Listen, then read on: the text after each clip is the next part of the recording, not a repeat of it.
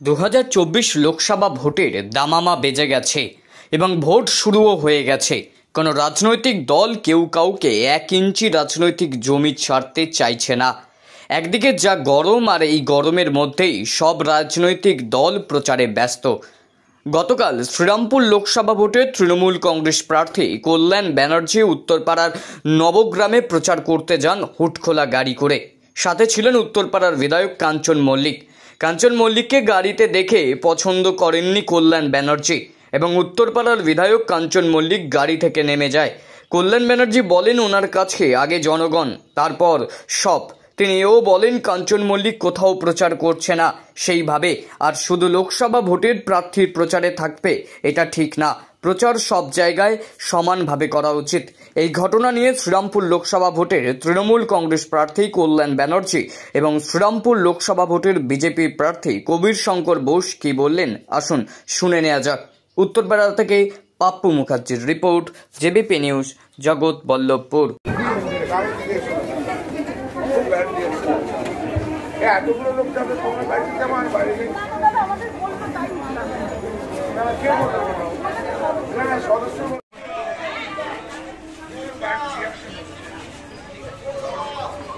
Madam আসুন। দাদা, আজকে সকালবেলা কাঞ্চন মল্লিক তিনি প্রচারে বেরিয়েছিলেন, তারপর হঠাৎই তিনি চলে গেলেন এখান থেকে। উনি মনক্ষুণ্ণ হয়েছেন এরকম শোনা যাচ্ছে। দেখো, উনি মনক্ষুণ্ণ হয়েছেন কি মনক্ষুণ্ণ হননি আমি জানি না। এর আগেও ওনাকে নিয়ে প্রচার আমি বেরিয়েছিলাম। উনি আমার সঙ্গে যখন প্রচারে বেরিয়েছে, গ্রামের মহিলারা কিন্তু খুব ভীষণ রিয়াক্ট করছেন। আমি ওনাকে আগেই বলে দিয়েছিলাম গ্রামে এসো না। আর শুধু আমার সঙ্গে প্রচারের সময় কেন থাকছে? একটা এমএলএ তো অন্য দিনগুলো তো প্রচার করবে, সে তো কিছু করছে না। আমাকে নির্বাচন করতে হচ্ছে, মানুষের মন যা আছে আমাকে তো বুঝতে হবে। আমি তো কোনো ব্যক্তি বিশেষের জন্য নই, আমি সমষ্টিগত মানুষের জন্য।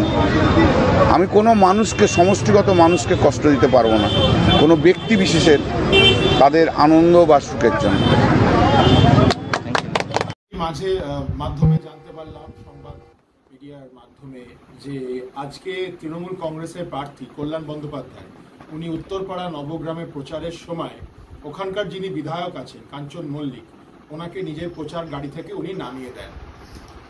এটা বারংবার আমরা দেখতে পাচ্ছি যে উনি তৃণমূল কার্যকর্তাদের সাথে কি ব্যবহার করছেন। গৃহযুদ্ধ, গোষ্ঠীদ্বন্দ্ব, কল্যাণ বন্দ্যোপাধ্যায়ের পোস্টার তৃণমূলের লোকই ছিঁড়ে দিচ্ছে, তৃণমূলের নেত্রী দাবি করছে এটা উত্তরপাড়া, এটা সংবাদ মাধ্যমেই এসছে। আমার একটাই বক্তব্য, এই কল্যাণ বন্দ্যোপাধ্যায়ের ব্যবহারের জন্য হেন কোনো তৃণমূল কার্যকর্তা নেই যে তার বাজে ব্যবহার ফেস করেনি।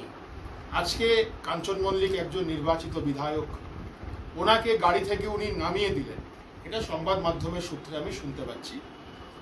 আমি তাই জন্য বলি, তৃণমূল গৃহযুদ্ধে ভরে গেছে।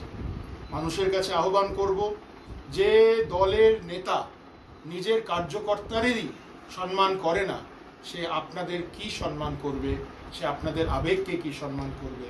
সে আপনাদের ভোটকে কি সম্মান করবে? সে আপনাদের জন্য কি কাজ করবে? আগামী দিন তার উপরে ভরসা রাখুন। নরেন্দ্র মোদী যিনি বলেন, তিনি প্রধানমন্ত্রী না, তিনি প্রধান সেবক। মানুষের সেবাই হচ্ছে আমাদের পরম ধর্ম, মানুষের সেবাই হচ্ছে আমাদের পরম সংগঠন। নমস্কার।